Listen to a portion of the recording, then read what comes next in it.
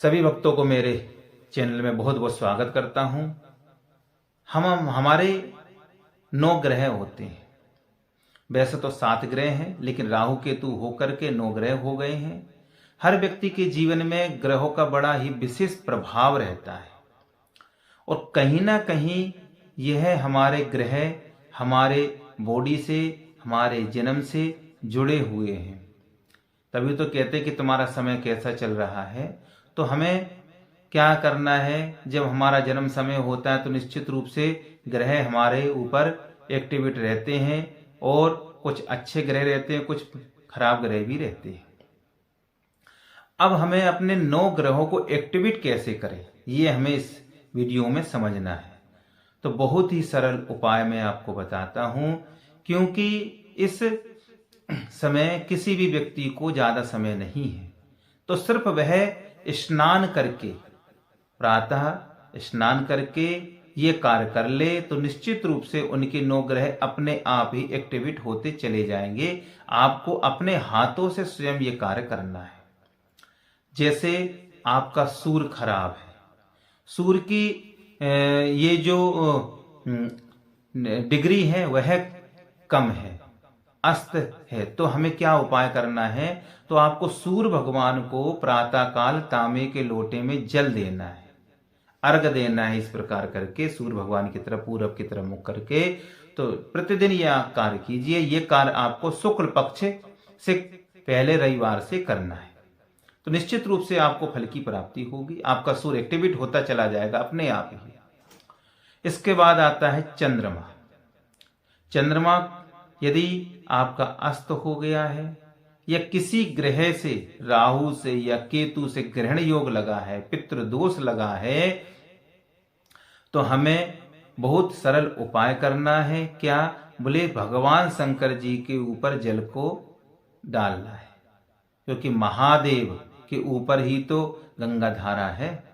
तो भगवान शंकर जी के ऊपर 1 लोटा जल चढ़ाएंगे तो हमारा चंद्रमा भी पॉजिटिव हो जाएगा, एक्टिवेट हो जाएगा धीरे धीरे। अब इसके बाद चंद्र के में आता है मंगल।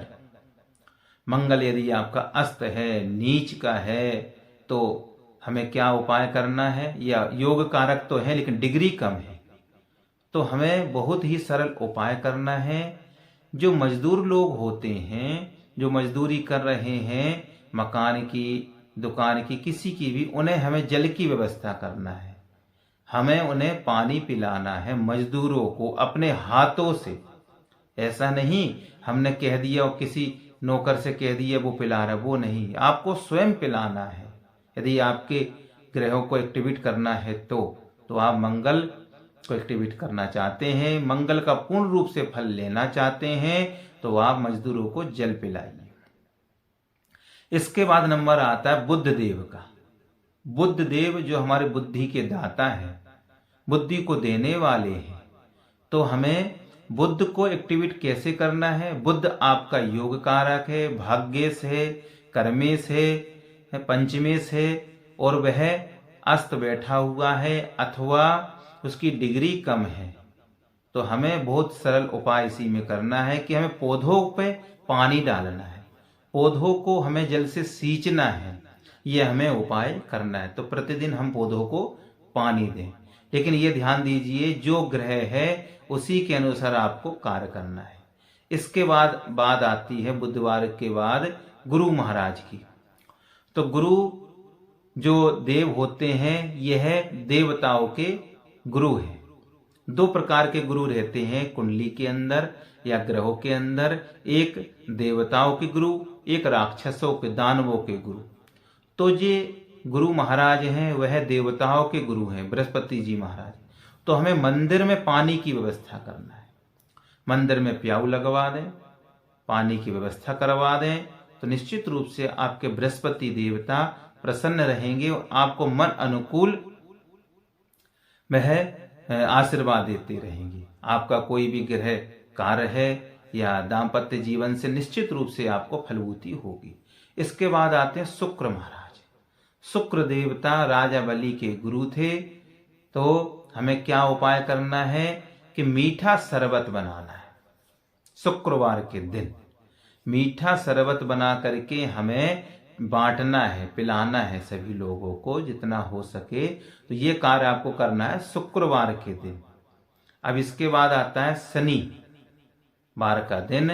तो शनि जो देव हैं वे धीरे धीरे चलने वाले ग्रह हैं और सत्य के देवता हैं। तो निश्चित रूप से वह हमें फल की प्राप्ति करेंगे। तो हमें क्या करना है कि शनि देव शनिवार के दिन वृद्धा आश्रम में जाकर के हमें जल की व्यवस्था करना है। हमें जो बुजुर्ग हैं उनको हमें जल पिलाना है, अथवा वहां प्याऊ बनवा दीजिए। इस प्रकार भी आप कर सकते हैं। अब इसके बाद आती है राहु महाराज की, जो 8वें ग्रह हैं राहु महाराज। राहु और केतु ये छाया ग्रह हैं। तो राहु महाराज पे बात करते हैं। यदि राहु किसी का खराब है, मेष लगन की कुंडली होती है, कर्क लगन की कुंडली होती है, सिंह लगन की कुंडली होती है और धनु मीन लगन की कुंडली होती है, तो निश्चित रूप से राहु हमारे खराब ही होते हैं। तो हमें यह उपाय करना है कि पक्षियों को जल पिलाना है।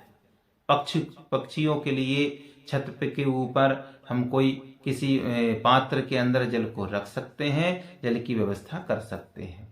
तो पक्षियों को पानी पिलाएं तो निश्चित रूप से आपके राहु देवता प्रसन्न रहेंगे और आपको मन अनुकूल फल की प्राप्ति होगी। महादशा में अंतरदशा में आपको अच्छे पॉजिटिव रिजल्ट देंगे आप। इसके बाद बात आती है केतु की। केतु, अब देखो आप, केतु का मतलब, केतु क्या छाया ग्रह है। तो केतु से कुत्ते से संबंधित बातें करनी है हमको। तो कुत्ते को हम जल की व्यवस्था करें, जल पिलाएं, तो निश्चित रूप से हमारा केतु बहुत ही अच्छा बन जाएगा और पॉजिटिव रिजल्ट भी देगा। तो मित्रों, मुझे लगता है आप इन उपाय से अपने 9 ग्रहों को जल के द्वारा प्रसन्न रख सकते हैं, खुश रख सकते हैं।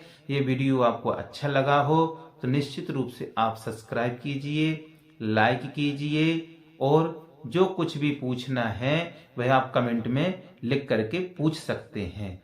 जय श्री कृष्णा, जय श्री राधे मित्रों।